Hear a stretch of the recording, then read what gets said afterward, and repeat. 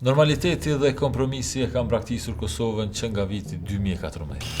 E kam braktisur edhe njerëzit. Qindra mijë qytetarë lanë Kosovën në dekadën e fundit, më shumë gjas për të ikur nga kjo kënet ku është futur përmes makinacione politike të pambarimta.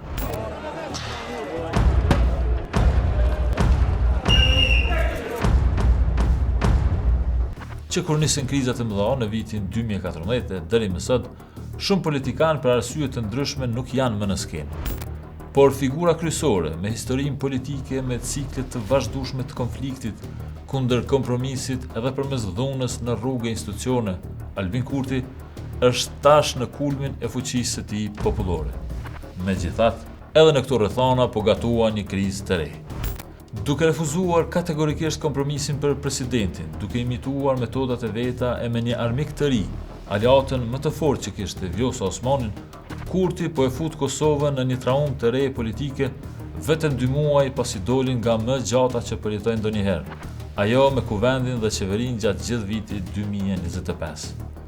Në vitin 2014 Kosova përjetoi një blokadë institucionale për 6 muaj. Kurti nxiti dhe ushqej një blok kundër fituesit të zgjedhjeve, Hashim Thaqit. Palët do të përplashin me interpretime politike e juridike për të drejtën për të udhëhequr kuvendin e qeverinë. LDK-AK nis më në njërin anë dhe vetvendosja në anën tjetër, jemi shumë të vendosur që asnjëra prej këtyre subjekteve, as subjektet veç e veç, të mos i përgjigjemi PDK-s dhe mandatarit të saj të proklamuar. Ndërhyrja e gjykatës kushtetuese e zhbllokoi situatën dhe i hapi rrugë një koalicionit të madh mes Hashim Thaqit dhe Isa Mustafës. Por as kjo nuk do të siguronte stabilitetin e normalitetin, sepse aty ishte Kurti dhe aleatët e tij, që dikur i kishte armiq politik, Ramush Haradinaj e Fatmir Limaj.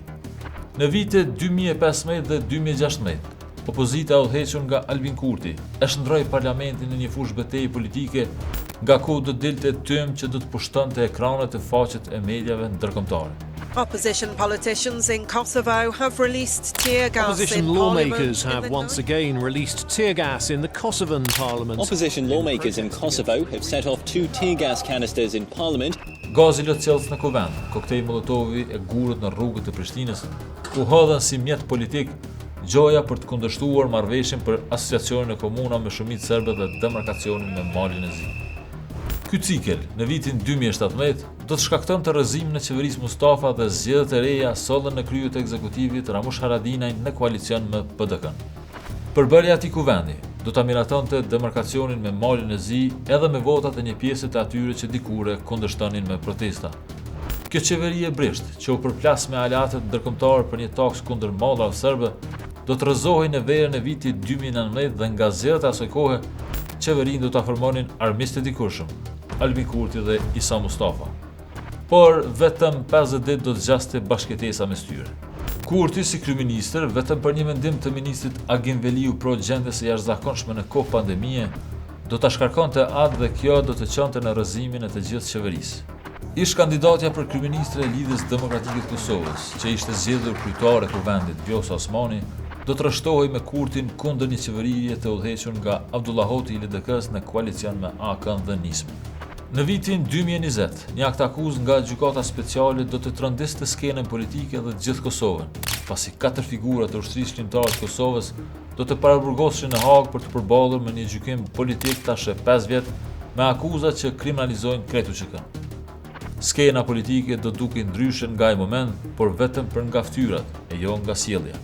Gjykata kushtetuese do të konstatonte se qeveria e Abdullah Hotit ishte antikushtetuese dhe në vitin 2021, Albin Kurti dhe Vjosa Osmani do të garonin bashkë për të fituar 50% të votave. Të dy kapën postet kryesore dhe për 5 vjet drejtuan vendin duke i shërbyer interesa politike të njëri tjetrit. Tregimi për protestat e dhunshme në rrugë e kuvend kundër asociacionit të komunave serbe duket si një përrall, pasi vetë Kurti do të nënshkruante marrëveshje me Serbinë me asociacion brenda, madje me kompetenca edhe më të mëdha se ai të cilin e kundërshtonte. Ka asociacion, kur ndoshta dukej se krizat pushuan, ato nuk i harron Kurti. Viti 2025 do të ishte një vit i humbur për Kosovën. Vetvendosje, duke refuzuar kompromisin pasi kishte shënuar rënien e vota dhe s'kishte numrat e mjaftueshëm në parlament, do të provonte përmes metodave antikushtetuese të zgjidhte kryetarin e kuvendit dhe një nënkryetar. Qëllimi ishte i qartë, zgjedhje të reja. Dhe kështu edhe ndodhi. Skema e viktimizimit, konfliktit dhe fajsimit të tjerëve, Kurtit në bashkëpunim me Vjosa Osmanin, i dha rezultate duke ringritur vetëvendosjen në 51% të votave. Pak më shumë se 2 muaj nga ato zgjedhje, që shënuan fundin e një krize të thellë politike, Kosova po hyn në një blokadë tjetër dhe sërish është Kurti kuzhinjeri i saj. Refuzimi për të bërë kompromis për postin e presidentit, përmes një figure konsensuale, shpallja e frontit të ri kundër Vjosa Osmanit, e kanë futur vendin në një labirint tjetër të debateve e makinacione politike që po çojnë drejt zgjedhjeve të reja. Dhe krejt kjo po ndodh në një kohë kur bota ka hyrë në konflikte ushtarake që përcënojnë sigurinë dhe ekonominë globale. Po ndodh në një kohë kur Kosova po përballet me krizën e rritjes së çmimeve të produkteve ushqimore bazë, të rritjes së çmimit të energjisë, të mungesës së fuqisë punëtore dhe ikjes së shumë biznese vendore për më shumë stabilitet diku tjetër. Kosova u ndërtua si shtet mbi sakrifica, mbi ideale të forta të shëndosha për liri e demokraci. U ndërtua me unitet nacional dhe me mbështetje të fortë nga perëndimi. Por sot, për fajt të vetin, po e humb normalitetin, po e rrezikon zhvillimin dhe stabilitetin. Dhe më e keqja është se duket se askush nuk e ka përgjigjen dhe as guximin për ta nxjerrë vendin nga kjo kënet politike.